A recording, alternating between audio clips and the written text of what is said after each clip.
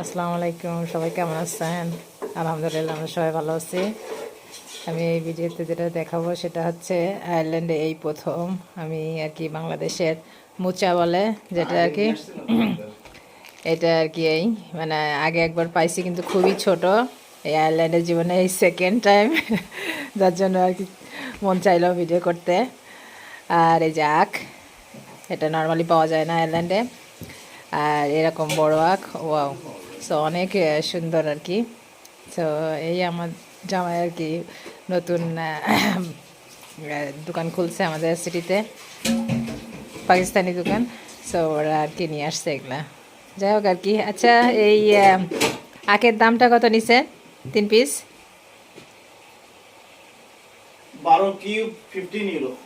বাংলাদেশি টাকায় কত আসতেছে? 1500 2000 টাকা। 2000 টাকা। আর এই মুচাটার দাম কত নিছে?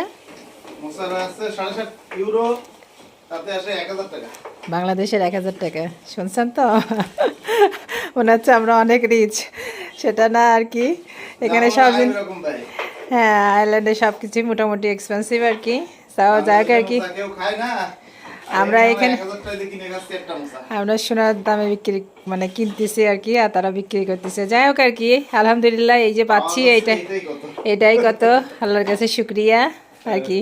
তো সবাই ভালো থাকেন, দোয়া করবেন আমাদের জন্য। আল্লাহ হাফেজ, আসসালামু আলাইকুম।